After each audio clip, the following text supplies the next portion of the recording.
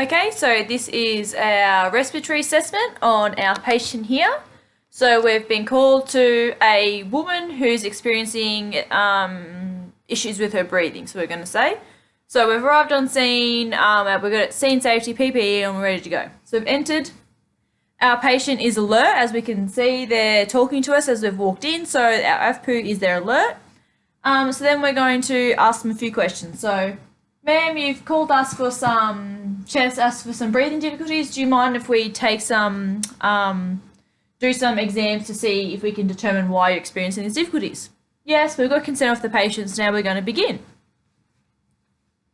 So to begin, we are going to just have a general impression of the patient as we walk in. So we've already walked in and seen her, so we can see that she's alert, and we can determine her quality of breathing, whether she's struggling to put sentences together, whether she's able to talk in full sentences. So now it's going to determine the rate of her breathing just by looking at her with her shirt on, see whether it's slow or fast.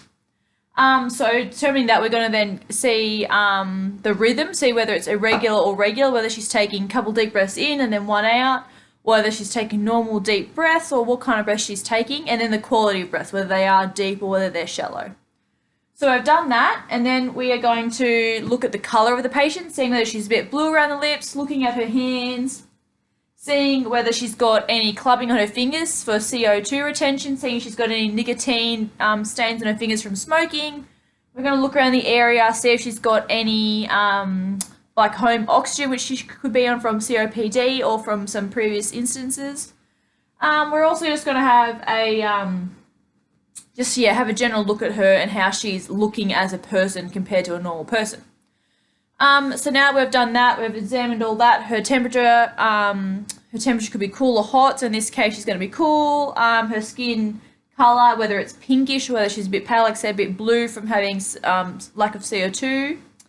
So now we've done a general impression, we're going to move on to the inspection, so the inspection of the chest. So to begin with, we're going to get consent. So are we able to remove your shirt so we can look at your chest a bit better? So we got consent of the patient to do so. So we're going to consider modesty, but we're going to remove the chest, remove the clothing for her chest. So this is her bare chest here. So we're going to inspect, see that we can see any cuts, bruises, any scarring, ask questions if we do have any scarring. Maybe she's had a tracheal or something along those lines before, whether she's got any scarring, any bruising where she might have fallen over and given herself pneumothorax, some things like that. So we've inspected the chest.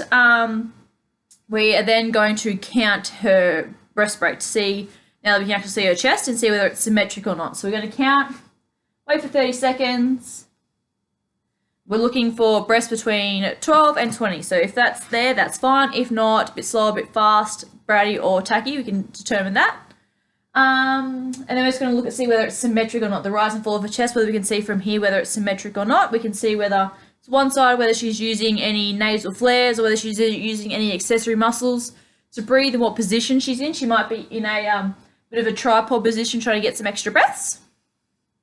So now that we've done the inspection, now we're going to palpate. So we're going to feel the chest, see whether we can feel any air pockets in the chest, which can indicate emphysema and the crackling of the skin underneath the, just underneath the skin that can have air pockets. So we're going to do all sections of the chest. So start at the top, quite firm. Let us know if this hurts anywhere.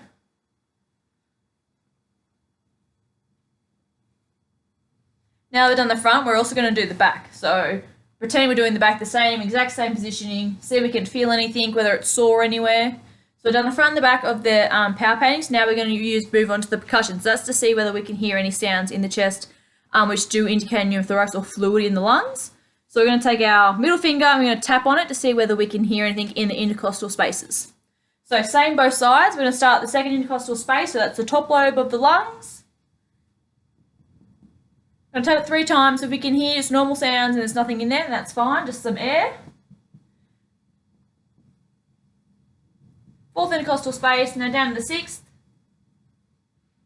So we can hear some dull sounds on the right-hand side. So we are a bit worried about that. So now we're going to move on to auscultate and see whether we can hear any sounds. So same thing, we're going to do the front and the back for what we did for the inspection. We're going to do that for the palpating and the auscultation and the percussion. So we did the back, now we're going to move on to auscultating the front and the back. So we're going to ask our patient, it's going to be a bit cold, Take normal breaths, do the same thing, second intercostal space, gonna listen, both sides. Yep, so we do the right and then left to compare the difference between both sides. Now we're gonna move on to the fourth intercostal space, that's the second lobe of the lung. And then the sixth intercostal space.